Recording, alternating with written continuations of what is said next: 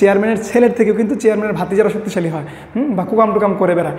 ঠিক একই রকমভাবে সকিনার যে ধরেন ভাতিজা আছে, ও বিশাল একটা কুকাম করে ফেলছে। সুপ্রিয় শিক্ষার্থী বন্ধুরা, আসসালামু আলাইকুম। আশা করি আপনারা ভালো আছেন, সুস্থ আছেন।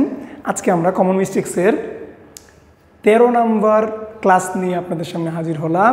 এর আগে আমরা ধারাবাহিকভাবে ছোট্ট করে কমন মিস্টেক্সের 12টা ক্লাস কিন্তু করে ফেলেছি। আপনারা ওই জিনিসগুলো কিন্তু রিভাইজ দিতে হবে, নাহলে কিন্তু ভুলে যাবেন। আজকে আমাদের 13 নম্বর ক্লাস। 13 নম্বর ক্লাসে আমাদের দুটো জিনিস, ঝামেলাযুক্ত দুটো জিনিস, এগুলো নিয়ে শিখবো। সেটা হচ্ছে, আপনারা জানেন আপনাদের সেই বিখ্যাত একটা হচ্ছে ব্লাইন্ড, একজন হচ্ছে ব্লাইন্ড অফ, আরেকজন কি ব্লাইন্ড টু। দেখেন দুইটার অর্থ আসলে অন্ধত্ব। দুইটার মানে কি ভাই? দুইটার মানে আসলে অন্ধ, অ্যাকচুয়ালি অন্ধ। এখন কোথায় কোনটা আপনি বসাবেন মনে রাখবেন, এটা আপনাকে মনে রাখতে হবে যে ব্লাইন্ড অফ মানে হচ্ছে আপনার অ্যাকচুয়ালি অন্ধ, মানে কি সত্য কথা। একটা মানুষ অ্যাকচুয়ালি অন্ধ, এসব ক্ষেত্রে আমরা ব্লাইন্ড অফ ব্যবহার করে থাকবো। আপনি কখন বুঝবেন? আপনি সেন্টেন্স দেখলেই বুঝবেন। আর 2 নম্বর হচ্ছে ব্লাইন্ড টু, যখন দেখবেন সেটা হচ্ছে আসলে যে অন্ধের ভান করা। কি বলা যায়? অন্ধের ভান করা। মানে এটা ক্লিয়ার কথা হচ্ছে, বাংলা কথা হচ্ছে দেখেও না দেখার ভান করা। হ্যাঁ, এই সমস্ত মনে রাখবেন। এটা আসলে এখানে ফল্টের একটা বিষয় থাকে। হ্যাঁ, এখানে ফল্টের একটা বিষয় থাকে আর কি। তাহলে আমরা কি হইল? Blind of, blind to. Blind of কখন? যখন সে অ্যাকচুয়ালি অন্ধ, তখন আমরা ব্লাইন্ড অফ ব্যবহার করে থাকি। আর যখন দেখি যে না, দেখেও না দেখার ভান করা হয়ে গেছে, তখন আমরা কি বসাই? ব্লাইন্ড টু বসাই। চলেন আমরা দুইটা এক্সাম্পল দিই। আমি আপনাকে বললাম যে সাব্বির was blind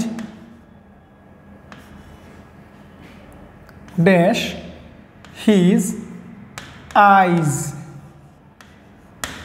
আমি আরেকটা এক্সাম্পল বললাম যে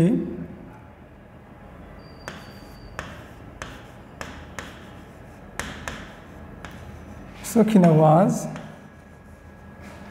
blind dash her son's fault। এরকম হইতেই পারে। হ্যাঁ, দেখেন দুইটা বাক্য লিখছি। এখন কোথায় আপনি কি বসাবেন? This is the fact. প্রথম এক্সাম্পল দেখেন, Sabbir was blind dash his eyes, Sakina was blind dash her sons fault.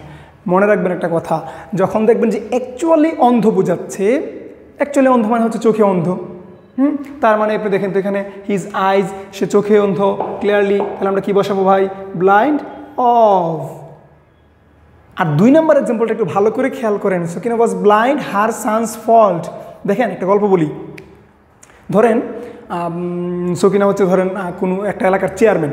হ্যাঁ, ধরেন কোনো একটা এলাকার চেয়ারম্যান। সো আমরা কি জানি যে চেয়ারম্যানের ভাতিজারা শক্তিশালী হয়। চেয়ারম্যানের ছেলের থেকেও কিন্তু চেয়ারম্যানের ভাতিজারা শক্তিশালী হয়, বা কুকাম টুকাম করে বেড়ায়। ঠিক একই রকমভাবে সকিনার যে ধরেন ভাতিজা আছে, ও বিশাল একটা কুকাম করে ফেলছে। তো কুকাম করার পরে সকিনা কিন্তু ঘটনাটা জানে। তারপরেও সে কি বলতেছে যে না আর ভাই, আমার ভাই তো এই কাজ করতেই পারে না, তো ভালো ছেলে।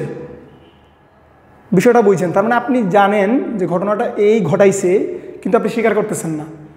এইসব ক্ষেত্রে আমরা অর্থ দাঁড়ায় যে দেখেও না দেখার ভান করা, মানে অন্ধের মতো একটা দৃষ্টি দিয়ে থাকা আর কি। That's it. এসব ক্ষেত্রে আমরা কী বসাবো? টু বসাবো। তাহলে আমরা কি শিখলাম? দেখেন, Sakina was blind to her sons fault. দুষ্টা তার ছেলে করছে, কিন্তু এটা সকিনা স্বীকার করতেছে না। এটার অর্থটা এরকমই দাঁড়ায়। তাহলে আমরা শিখে ফেললাম কি, যদি অ্যাকচুয়ালি সে অন্ধ হয়, মানে তার চোখে সে অন্ধ হয়, তাহলে সেটা আমরা অফ বসাবো। আর যদি দেখেও না দেখার ভান করার মতো কোনো ঘটনা হয়, তখন আমরা কি করব? টু বসাবো। মনে রাখবেন, কেমনে বুঝবেন? মনে রাখবেন, এই অংশে বেসিকলি ফল্ট, ব্লেম, এই জিনিসগুলো মাঝে মধ্যে উল্লেখ থাকবে। তাহলে ফলস, ব্লেমগুলো উল্লেখ থাকলে আমরা টু দিব।